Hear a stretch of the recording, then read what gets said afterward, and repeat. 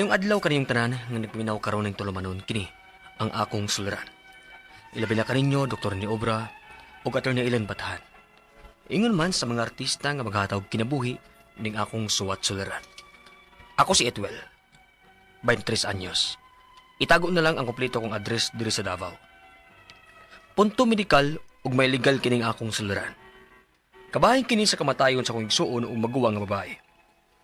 Napo nakatuig human sa panghitabo. Ug hangtod karon, daghan pa mga pangutana sa kung una-una ang wa matubag kung anong nahitabo to niya. Aron yung sabtan, sugdon ko diyang 17 anyos na si Ate Jenicel o bagong graduate sa high school. Og 13 anyos pasab ko. Ingon ini ang mga panghitabo.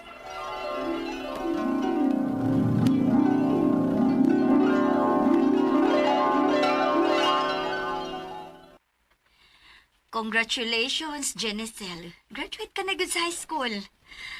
May eskwela ka ba sa college? Maningkamot si ate. Unta ti Marisol, kay ganahan unta ko magmaista ti. Pero wa man tay kwarta uy. Enrollment pa, uniform, sapatos, unya uban pa. May mga 2 months pa man usa magsugod ang klase. Kuyog ta sa akong gitrabahoan. Trabaho una og mga 2 ka buwan aron makapalit ka sa imong mga gamit. Sige, ti, makuyag ko ni mo ti. Pwede mo kuyog sa ko, Ti Maricel? Oy, pagpuyo oy, dong Etwel. Ubanis las mga magpapadinis atos bukid.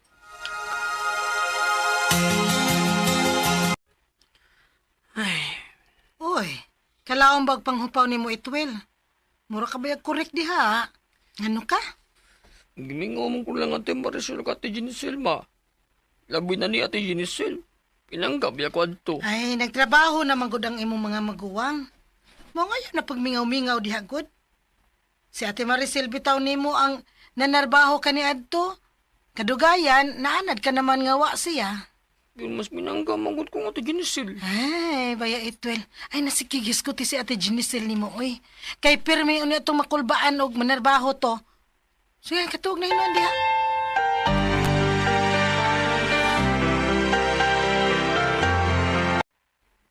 Unsa, Maricel?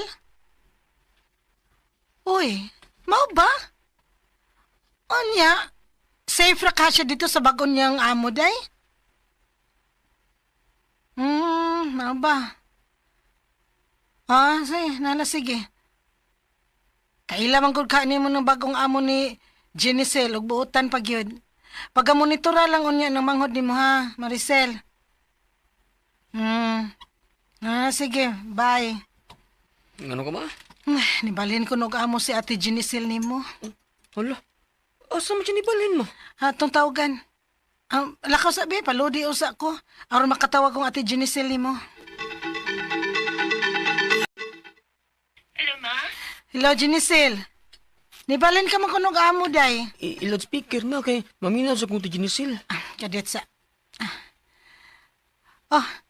ikibuhatan na imong giingon, Betwil. Di man kung kamao anong imong giingon nga loudspeaker. Hiladay, kadiyot sa day, Jenicel. Ako bi. Dra. Hello Ate Jenicel! Uy, Etwel! Kumustang mangod akong gwapo diha? Ay, mingaw na kay kunin mo, ti. Sus! Ang manghod ba yan akong paray ko? Ay, naunsa naman yung taon ni. Kamu namang guduhan na nagsulti diha. Ano saan ka mulit, eh? Ang marag di patingali dong kay nakauyon mong ko sa among amo diri. Gwapo kay siya dong 31 years old pa og murag si Coco Martin. Ha? Ulo, si Ate Jenicel na ibog-ibog na. Lagi dong uy. Og kami rin duha diri sa bay. Kay to aman sa abroad ang iyang asawa. Bitaw dong uy. Unya na ko mo pauli ha. Manarbaho sa ko. Kay nagsabot maming Ate Maricel nga magpatukod og bay da Prince Calzada. Kay aron dili na mula sa eskwelahan kung may eskwela pa. Og magpadaw niya aming papa ug mama para pag-abas dong. Aron matukod ang atong bay da Prince Calzada. Unahon ta mo og pahimutang dong Etwel. Usang akong pangandoy nga magka-eskwela sa college.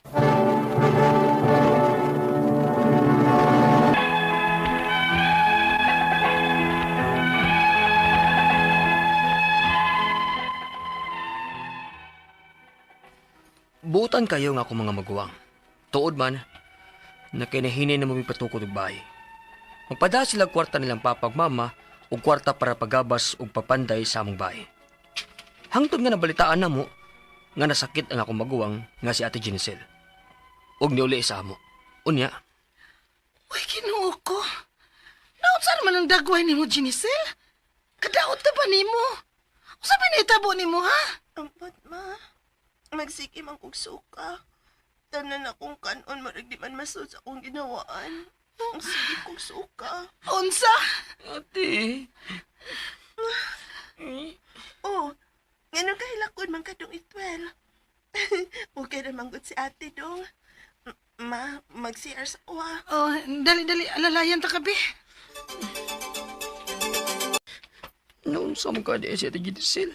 Nga nagdiwang mo siya. Ug nagluya pa gyud. Uy, Ginoo ko. Ma! Ngano mo si Ate Ginicel, ma?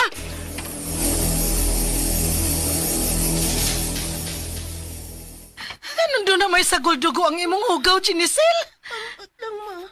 Basta, Oh, dali ko. Nabad akong Jen? Ate! Ginicel! Dire, 12 ito bangay ko kagak niya ate ni mo, Ginicel. Ipahilo na ta sa skatre.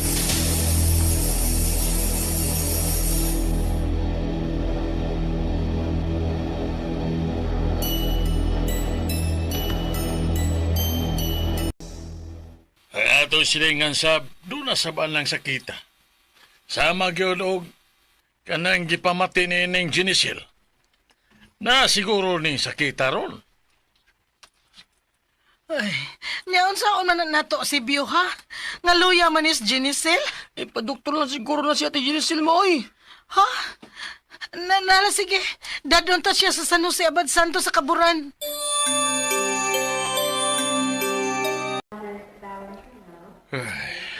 Ba, kumusta naman si ate pa? Ang pila naman siya kaadlaw sa ospital. Sobra na sa 20 mil ang atong nigasto sa ospital. Wala kita'y kwarta. Ipagawas na lang siguro nato si ate ninyo kay medyo okay naman to siya. Unsa pa?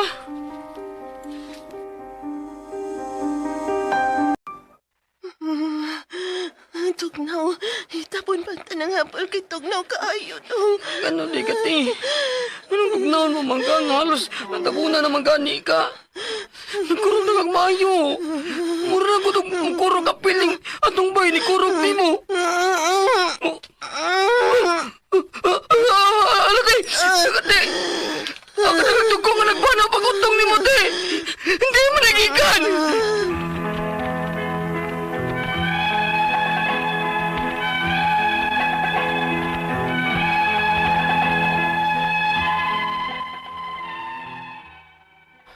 Wagid ko mahibaw kung diin gikan ang dugo nga nagbanaw gikan ni Ate Ginicel. Dihang gitabang nami sa among mga silingan, amo pang nakita ang mga tibugol nga dugo nga murag unod. Ingon ang among usa ka silingan nga kung gikan ko natong dugoa sa kinatawo sa akong maguwang, mura kuno nga buntis ang akong ate ug nakuhaan.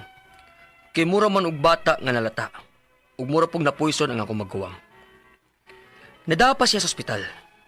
Apan namatay gyud siya. Grabe na yung hilak, kay wa jud ko magdahom. Ang ako mga pangutana, mao kining mosunod. Unang pangutana. Nagdugo ang akong maguwang, nga may nigawas nga dagkong dugo, nga murag bata nga nalata. Posible ba nga mabdos siya, ug nakuhaan? Pero wa man to siya uyab. Ikadawang pangutana. Wa dayon namo siya madaog ospital. Kay nagtuo ra among papa, nga sama ra og sakit sa among mga silingan, nga may sagol dugo ang hugaw. Unsa man ang sakita? Ikatulong pangutana. Posible ba nga nahilabtan ang akong ate sa iyang amo og namabdos og nagpakuha? Kay sila ra man gud sa bahay nga iyang gitrabuan, kay abroad ang asawa. Napoison kahato si ate sa bata nga namatay sa iyang tiyan? Ikaapat o katapusang pangutana. 10 years nang namatay ang akong maguwang. Naa pa ba'y chance nga mates kung mabdos ba gyud siya adtong higayuna nga namatay siya? Makiya pa ba namo ang iyang amo o rape? Kung gi-rape man ganit siya? Palihog, tabanging tambagi ko, kini, ang akong suliran, Etwel. Mayong adlaw mga suking tigpaminaw kini si Attorney Elaine Bathan. Og kinisab si Dr. Rene Obra. Karong adlaw kami gihapon sa kuang partner ang muhatag ninyog tambag, tubag, solusyon, kalinawan sa inyong mga pangutanag, mga problemang may punto legal. Punto medical, psychological, emotional, behavioral ug mga problema sa mga ginadiling drugas. And so, unsa pa may inyong gipaabot, di ta magduha-duha, di ta maikog, di ta mauwaw, ipadala ng inyong suwat sa suliran_612@yahoo.com. Or sa atong Facebook account, kini ang Akong Suliran official writer's page. Pwede sad atong ipadala sa 3rd floor, Jose R. Martinez Building, Osmeña Boulevard, Cebu City. No, kumusta man mga sukintig paminaw? Ayaw mo kabala kahang inyong mga suwat nga gipadawa pa ninyo na paminaw sa kahanginan. Agoy, piti na itong daghanang madawat suwat, Dok. No? First come, first serve. First serve, no? Yes, no? Para among hangyo nga kumpletuha ang mga hinungdan, detalye, sinugdanan sa inyong mga pangutana ay idiritsog suwat ang pangutana pasabtami no anong naingon ana na para mas klaro ang amo ang mahatag pod nga tambag mas nindot sad ang pagdrama sa inyong life story o kung di mo gusto nga i-announce na mo ang inyong pangalan as letter sender i-indicate didto kay alyasan naman po na nato di ba Dok? Magyad na. Okay. So, nga tong makutlong pagtulunan ko nga adlaw nga don't be ashamed of your story. I-share na, it will inspire others. Maunang maingon gyud mi ninyo ipada ang inyong suwat. Ipadagan ang inyong suwat. Ngano man, kay posible man nga wa ang naay mga naminaw nato kadaghan natong listeners no all over.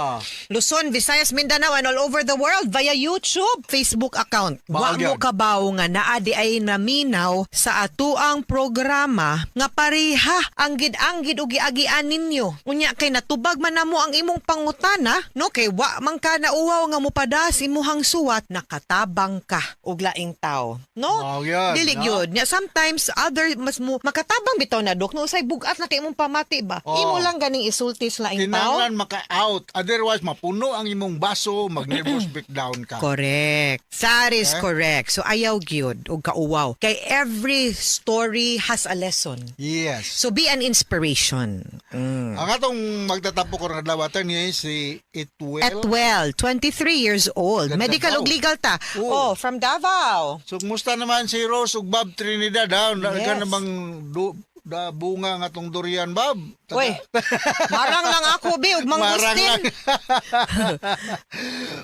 Ay. Ako'y listahan di ato ni, no? Dili ni taga Davao, pero Yes, taga Doc. Metro Pacific Mall, Mandawi City. Taga inyo ni ato ni. Yes. Marilo Basina, Mars Ihalas, LV Artubal, Yes. Gisa Mundo, Miss Imbuludi, Mariel K. Timtim, ug ang imong papa Mariel, nalimot ko sa ngalan, regards niya. Si Elon Balyos, Jima Distrisa, ug si Clean Napalan diya sa Tampung, Southern Leyte, ug si Gao Acero, ug si Gao Nistor Obra, mayong pagpaminaw. Ngayong pagpaminaw ninyo. Og magpasalamat lang day ko, Doc, sa tanang mga mulay kung mo-follow na to sa ato ang Facebook account, ang kang Dr. Obra, Dr. Rene Obra, o ang mga likers, greeters. Thank you for all those who greeted me on my birthday, pag June 24. Salamat kaayo for following Elaine Tantenko Bathan sa Facebook ug Attorney Elaine sa Instagram. Alright. Okay, ang si Etwell, ang unang pangutan na Doc, no, nga nagdugo ang iyahang maguwang nga may nigawas nga dagkong dugo nga murag bata nga nalata murag nagkumpapol-apol siguro. Dok, no, posible ba nga mabdos siya nya nakuhaan pero wa man siya uyab? Pwede ba yan na mumabdos sa gaway uyab? Bisa nahilabtan. Sure mo nga wa gyud ni nahilabtan. Wala mo kay ba siguro nga na siya ka-date, no? Pero ingon ani nga naning gawas, dako ang posibilidad nga fetus to siya, no? Kung naapoy posibilidad dato ni nga each mole, hydatid for mole, na mole na siya nga naamog dako sa tiyan sa babae, no? Sa ang sakto gyud nga makita unta tong ning gawas, ma-diagnose kung Dagi. fetal tissues ba to or mole, no? Di ka sa to hemorrhage nga ning Bagtok. These are mga possibilities, no? Nya Namatay kami maguto diri yang maglisod igsuon. mi og confirm kung unsa gito mama. Yes. Posibilidad nga bata to kung naaba ang imo among ate ba to niya, no? Yes, si ate maguwang. Naabot to siya history nga nagaminorya na siya pila ka buwan. Oh. Posible nga nabuntis siya, no? Nya nakuhaan, na miscarriage, no? Yes. Dili na to ma-roll out. So, ang iyang ikaduhang pangutana kay wa dayon nila nadala sa ospital kay ilang pagtuo sa iyahang papa nga samara og sakit sa iyang mga silingan nga may sagol dugo ang hugaw. No? Unsa man sad kuno katong sakita. Kung sagol dugo ang hugaw, posible hemorrhage. Oh. Hemorrhoid. Yes. Hemorrhoid. Or internal bleeding. Internal bleeding. Ang diferensya sa internal bleeding ug hemorrhoid, ang sa hemorrhoid fresh ang blood, no? Internal bleeding gani dikan sa large intestine nga na sa rectum anus, kuha na siya medyo lagom-lagom na nga dugo, no? So mao na akong mahinumduman sa among classroom sa una, unya kung naay bleeding somewhere, simple magka-kuan ka. Pero Dok, Madepleted ka sa dugo. drama na paminaw na to kaganina, wa man sad sila kibaw kung diin gikan ang dugo. Kinataw ba or sa anos, no? So it could be anything. Yes. No, kung unsay reason depende og asa gyud ang source of the bleeding. Pero kung naamoy nakitaan nga dugo, ang ma-confirm lang yun, there's bleeding somewhere. Yes, tinuod. Nagdugo somewhere. Either sa Yes. sa anal area nga posible hemorrhoid or almoranas or dito sa sud sa iyang internal organs, na? Ikatulong pangutana, posible ba kuno nga nahilabtan ng iyang ate sa iyahang amo ug namabdos ug nagpakuha kay sila raman sa balay nga iyahang gitrabahuan kay abroad ang asawa. Na poison ba kato si ate sa bata nga namatay sa iyahang tiyan? Posible. Posible because kung dugay nang namatay ang bata sa tiyan magka-infection, siyempre ang kagaw mudagan magka-septicemia ang tawagan niya ni. Mahilo siya sa kagaw nga mada sa pagdaloy sa dugo sa different organ siyang lawas, no? Kung sila ra sa iyang amo og kay wa may nga asawa diha, we cannot totally roll out nga naani siya ingnon ta foul play. Yes, no? Kana, kay wa sa gyud ta kabaw pod. Wa pa ta kay balo, no? Kay sila ra gud ang tentasyon ba That's yan? right. Pero unsa sa gyud kay findings pod sa doktor? Kay di ba mo test or pag-abot ato wa na natabang, di ba, Dok? Na siguro po ni sila mga og kung gipuison na ba yung mga signs and symptoms kung gipuison, no? Yes. Makuha ba yun sa laboratory kung Tinuod. giluan ba, no? Correct. So, mao na. Ikaw pat na pangutan nato. 10 years na kunong namatay ang iyahang maguwang. Naa pa by chance nga matest kung buntis bagyod siya. 10 years dugta namang lawas ani Dok, lisod na no? kayo, Makiha pa ba kuno niya ang amo og rape? Kung gi-rape man gani siya, murang honestly speaking, 10 years medically, Dok, mangutanak wa naman gyud. You Di cannot na. anymore, no? Do an autopsy or a medical legal. Na-decompose na ang lawas, Yes, no?